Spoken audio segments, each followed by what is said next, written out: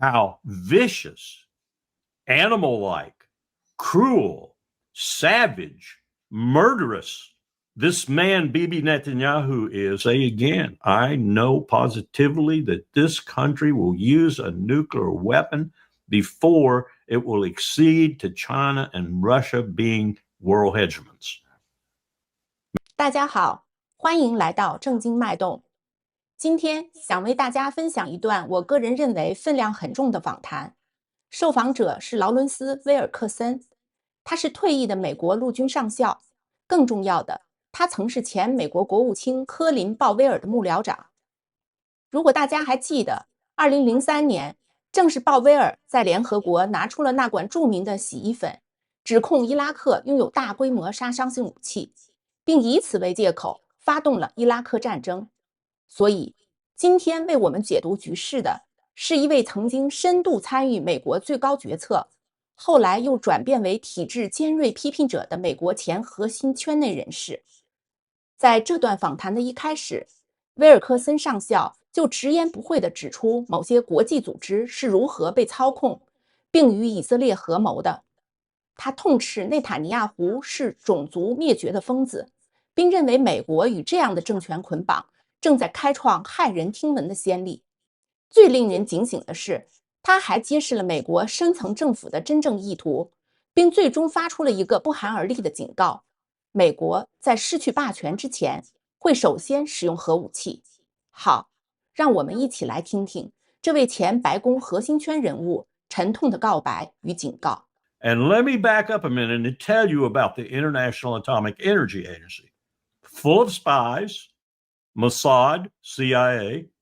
I was there. I knew what we did with the IAEA with regard to George W. Bush's wishes about them, with regard to Saddam Hussein's nuclear weapons program. We twist the IAEA around our fingers. We even appoint the director general from time to time. We went through 2 or 3 director general candidates before we would accept one, because we want one we can bribe, or we can put his arm behind his back and bend. So you got to ask yourself, why did the IAEA come out as it did at such a propitious time with this latest report? Then you got to ask yourself, did they, and my answer to this question, Nima, is yes. Did they give Israel the last minute specific coordinates for key elements of Iran's nuclear program so they could bomb them? Yes, that's my answer. So this is unfolding. Even as I'm speaking, it's unfolding. This is more nefarious even than I thought it was. I thought it was a Yamamoto, Saddam Hussein attack, and that the United States was complicit with it. Well, I was right about the latter. I'm so right about the former that I'm steaming mad. Here we are, the empire in our waning days, blessing this bloody-minded, tyrant, murderer, genocidal maniac named Bibi Netanyahu, because we cannot escape his clutches, Mearsheimer's view, or because he's doing our wishes, my view. And the latter is far more heinous than the former.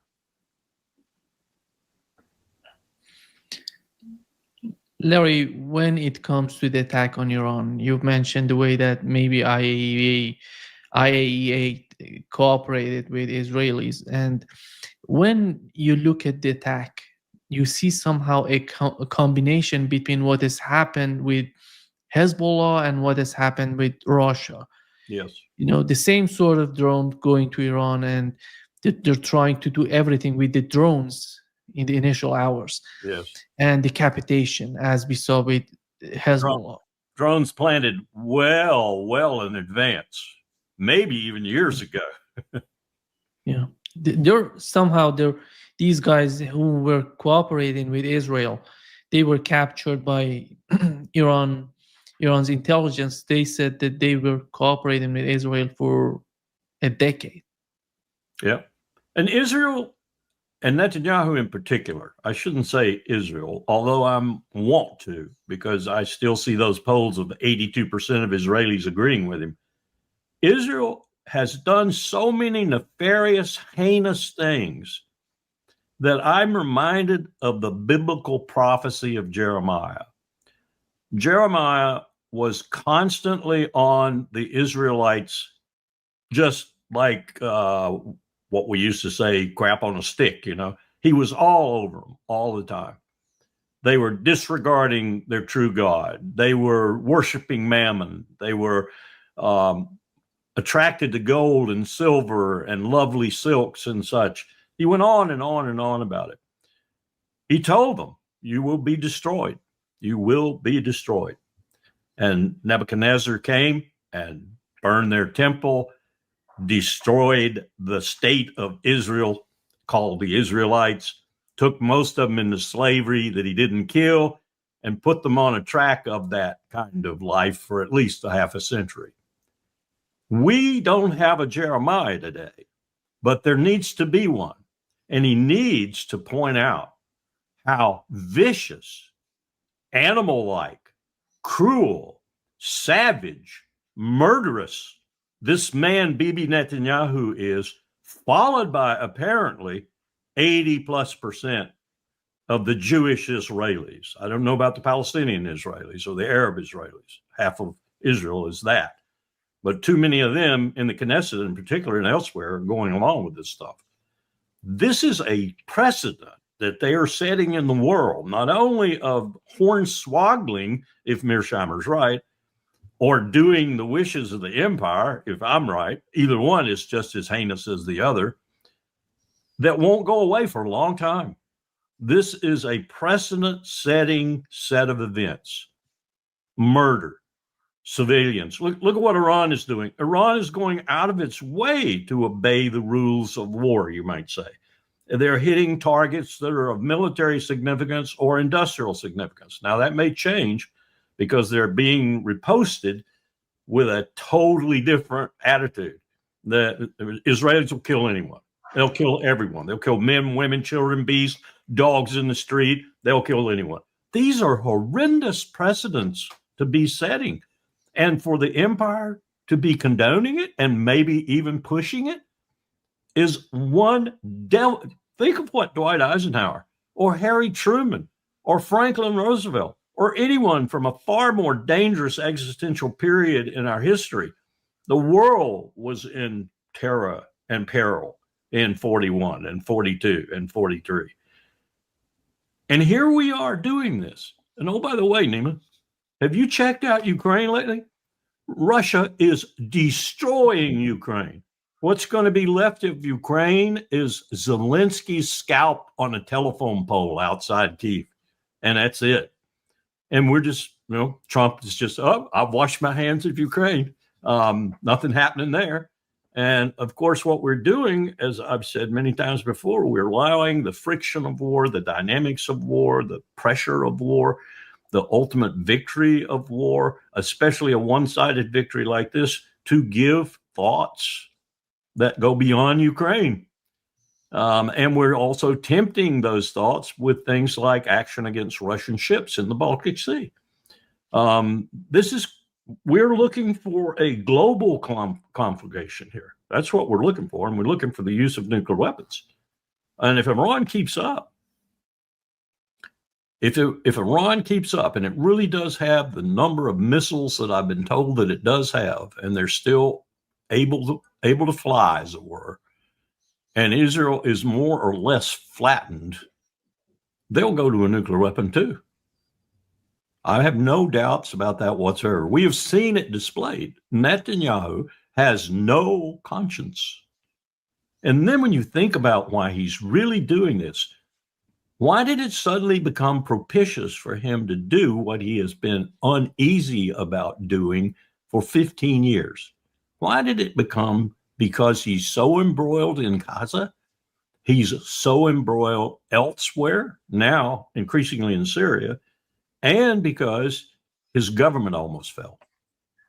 And the last trump card he had, the last bid he has, is Iran and pulling the United States in.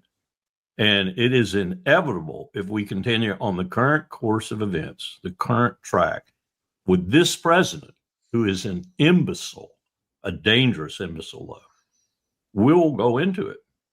And I wouldn't be surprised at all if that Central Command commander, General Cirillo, is called upon to execute the ultimate option that I know he has in his war plan, which is to use a nuclear weapon.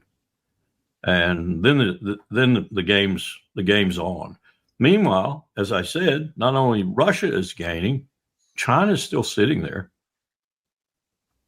And we're doing nothing except bleeding ourselves.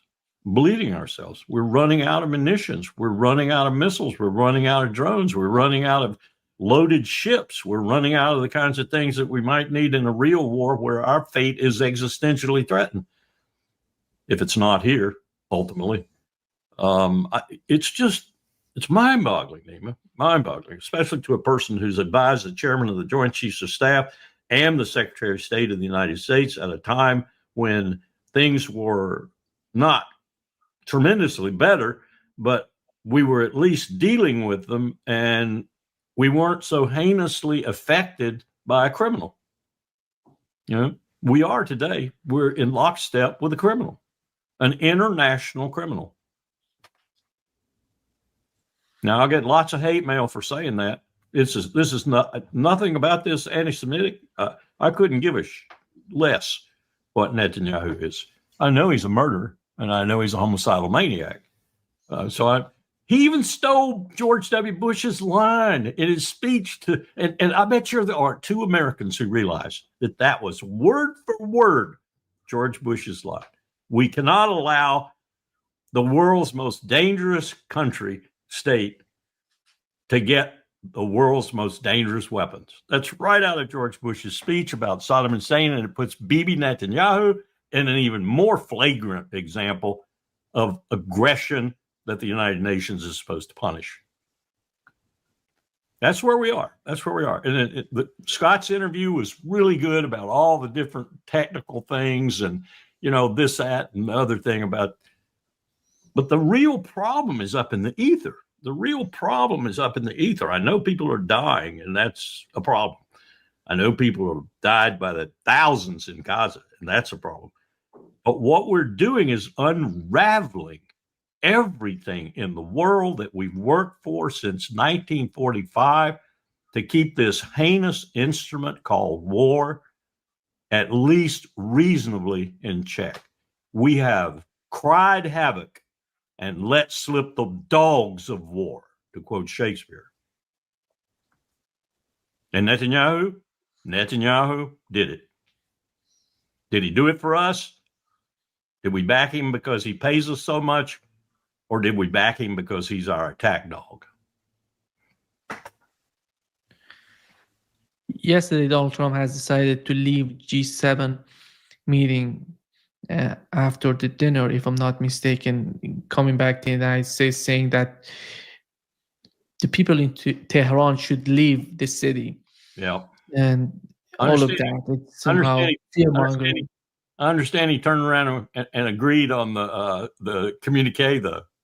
He let them know that he agreed with the communique when they thought he was walking out not agreeing with it. Mm-hmm. I hope that's true, but that's a small thing.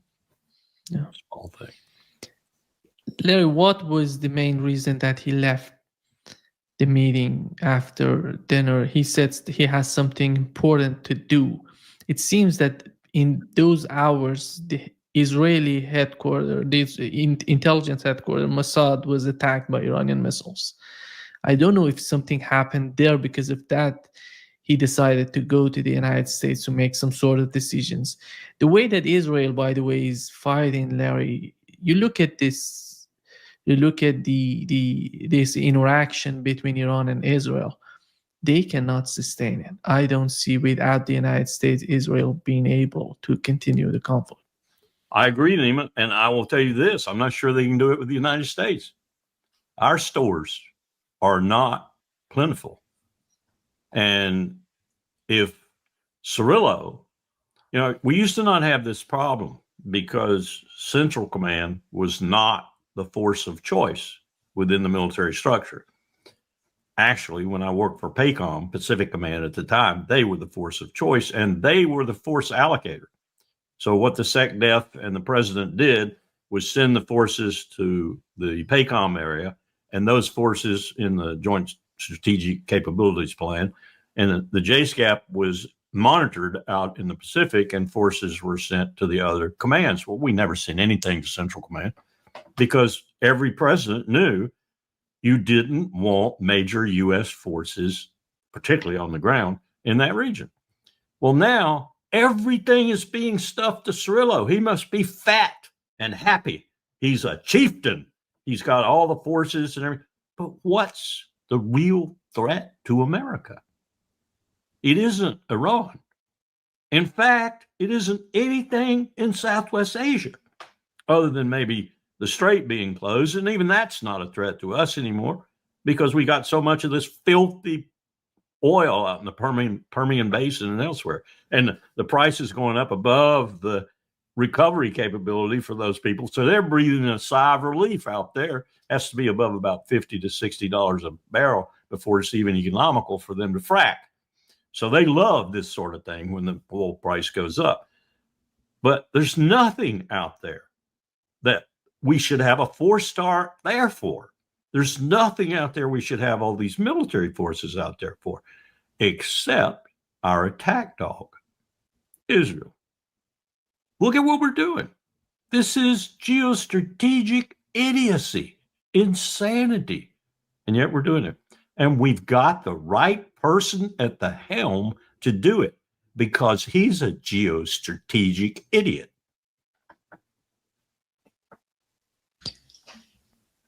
He said, Larry, in the conversation, that question that he was asked, you talk about CNN, and he said that he doesn't care about what Tulsi Gabbard said. And no, Bibi told him the truth. Yeah. A truth Bibi's been saying for 15 freaking years. I would wonder who's gonna be the voice of sanity in the administration. Or is this administration, has this administration lost its mind? It's just, that's the question of the hour. I understand. I haven't seen the full tape, but I understand Tucker Carlson and Steve Bannon sort of asked each other that in an interview. I find increasingly that as I watch Tucker, he has more sense than perhaps I thought. Yeah. They're feeling they're not happy with this situation, Larry. Many people are not happy. I mean, not talking about those people that vote for Democrats, but you're talking about the base of MAGA. Yes. Yeah, these people were voting for Donald Trump, and right now they're getting it totally opposite. They asked for something else, and Donald Trump is delivering the totally different production and that he's making in his mind. Do you believe, Larry, what's going on in the Middle East could bring a world war? Because look at what's happening. The United States yesterday, yesterday on Monday, the United States has decided to cancel the talks with Russia unilaterally. They're not gonna, because they were supposed to in April. They agreed on having some sort of talks in order to normalize the relationship, but the United States has decided to leave. I hope this is wrong, but yesterday I heard that we're back to the Biden edict, no talking to the Russians. Yeah, it was the case. From the Russian side, we've learned that. And China is somehow knows after Russia and Iran, they're going to go after China, maybe at the same time. But how the situation in the Middle East, somehow Middle East is connecting all these forces, all these vectors coming to the Middle East. I don't know if that's an issue in the mind of the Trump administration, because China is so much concerned about the West Asia. And they're not talking that much about it, but they're concerned about West Asia. And we know the Russian concerns. How is that going to be somehow a response on the part of Russia and China if the United States decides to go to a war, as we saw in Iraq, to go and all in war. Well, what's developed that I've been referring to earlier, you may recall, because of this inexorable movement of power away from the West and accelerated majorly right now by the fact that Putin has apparently made a decision that he's going with the East. And he's in both worlds. And he's tried desperately to anchor himself, if you will, in the Western world and not have to deal with the behemoth that lives out there south of Vladivostok. But we've compelled him. We've compelled him to go that way. So I think he's probably made at least a tentative decision, a preliminary decision that he's going that way. But what does that mean? It means, first of all, that China was stymied with its central road going into Ukraine to debauch and become an entrepot for Europe to put all of China's product there much faster than coming around the Cape or going through the Red Sea, the Suez, or whatever.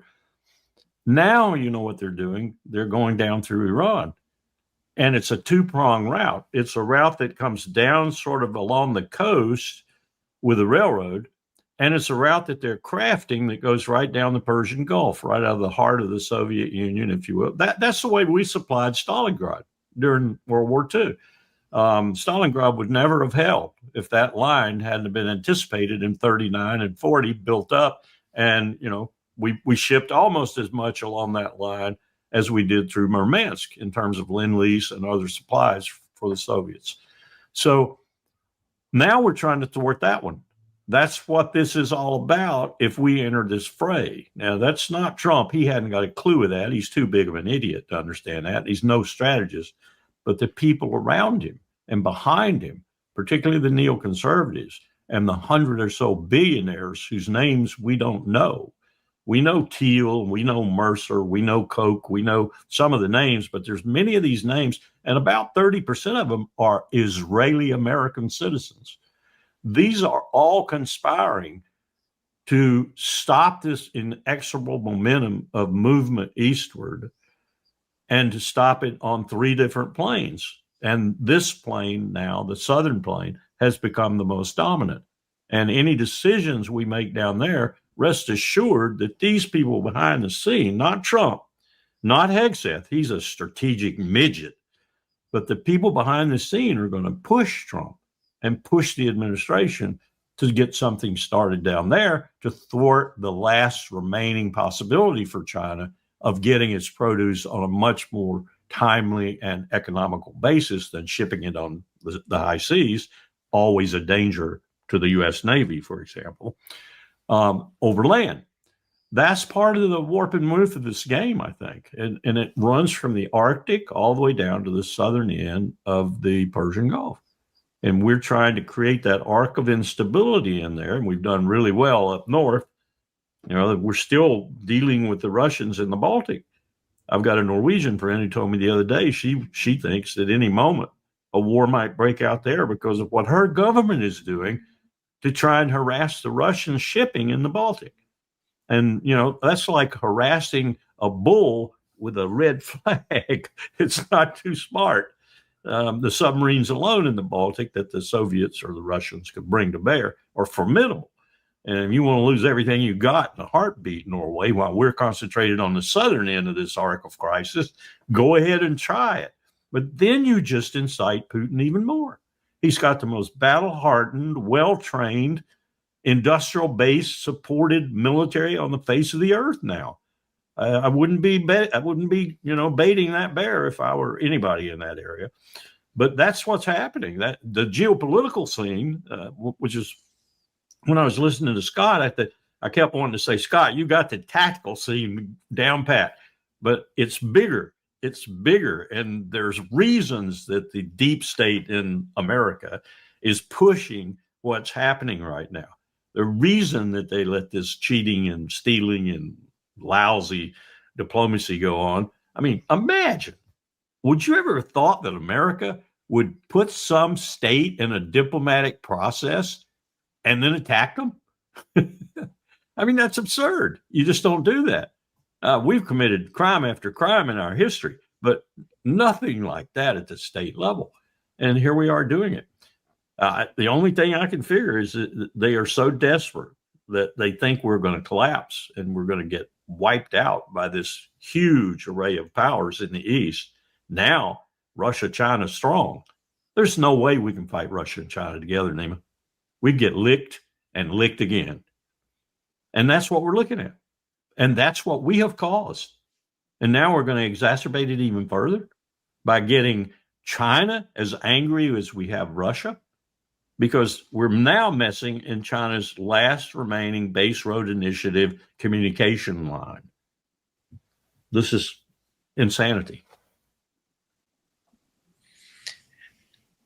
Larry, yesterday I talked with Ted Postal. He mentioned that the United States and Israel are not capable of destroying Iranian nuclear facilities because they're deep under the ground, and they're not, the capabilities of the weapons they have is not able to reach that and to damage that. They can do something, but nothing of a substantial problem for Iranian nuclear program. So what else comes to mind if they go in that direction to do this? They're going to kill more civilians. They're going to kill more people. They're going to go after the infrastructure. It's all about civilians. It's not about the military. This is the problem. This is unbelievable. This is a tragedy when I think of it. Well, they're going to do the same thing Yamamoto did when he attacked Pearl Harbor so dastardly. You recall the Japanese were still trying to do diplomacy at that time. And FDR was of a mind that the Japanese diplomacy was a mask for the surprise attack. Now, looking at the record really closely, I think it's a toss-up. I think they just fouled up their communications and they didn't get the message in quick enough. But even had it gotten in, we're going to attack you. Even if it had gotten in, it would have been at the last minute. So still a heinous act. I think we're going to wind up with what I've said all along is the only way to ensure our objective is accomplished. And Bibi's going to force that on us if he's not ousted or assassinated before it happens. I'm more and more inclined to think that someone might just put him down.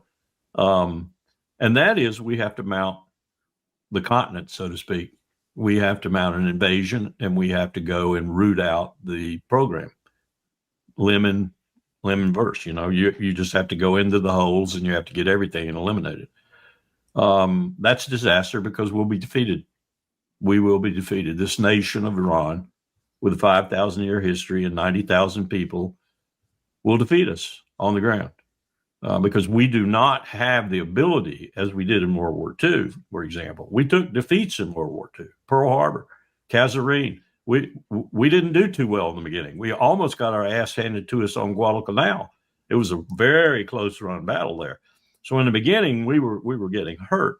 But we had, Yamamoto said, I fear that what we've done is awakened a sleeping tiger and filled it with a fierce resolve.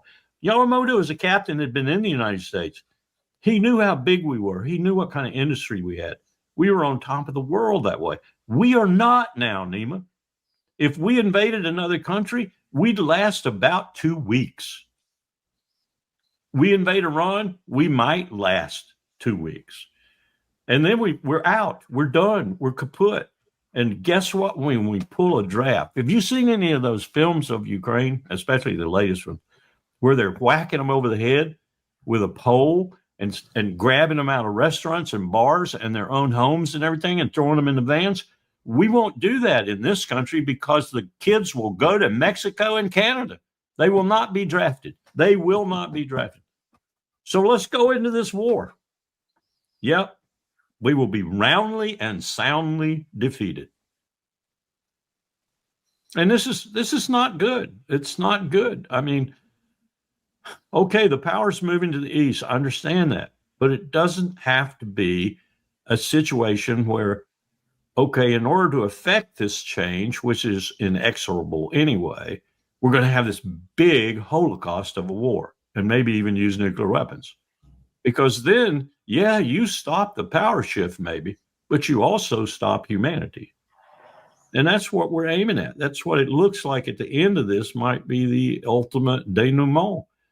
that we wind up using nuclear weapons. And I say again, I know positively that this country will use a nuclear weapon before it will accede to China and Russia being world hegemons.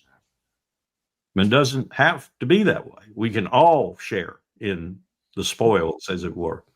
But we think it has to be us or no one. I think China has changed the game, Larry. They're looking for partners, not puppets. Yes. The United States still seeking for puppets. Yes. We're still looking for lackeys out there that we can whip into shape and make do our will. 好，威尔克森上校这段沉重而深刻的分析，我们就听到这里。他以一个前美国外交与军事决策核心参与者的身份，为我们剖析了他眼中的疯狂与悲哀。在这段内容中，他首先以内部人士的经验，为我们深入揭示了国际原子能机构是如何被美国玩弄于股掌之间，并最终服务于以色列军事打击的内幕。接着，他痛斥内塔尼亚胡是杀人犯和疯子，并认为美国与这样的政权捆绑，正在开创骇人听闻的先例，并一步步滑向核战争的深渊。最重要的是，他提出了一个非常深层的地缘战略分析。他认为，美国深层政府之所以不惜一切代价挑起这场冲突，其真正的目标是为了切断由中俄伊构成的那条正在形成的、能彻底改变世界格局的“一带一路”南部通道。最后，他以一个军事专业人士的身份，悲观地预测，一旦陷入与伊朗的地面战争，今天的美国必将惨败。而当霸权面临旁落时，这个国家会毫不犹豫地按下核按钮。可以说，威尔克森上校的这番话，既是一位战略家的冷静分析，更是一位老兵对国家走向深渊的沉痛哀鸣。好了，今天的分享就到这里，欢迎订阅我们的频道，咱们下次见。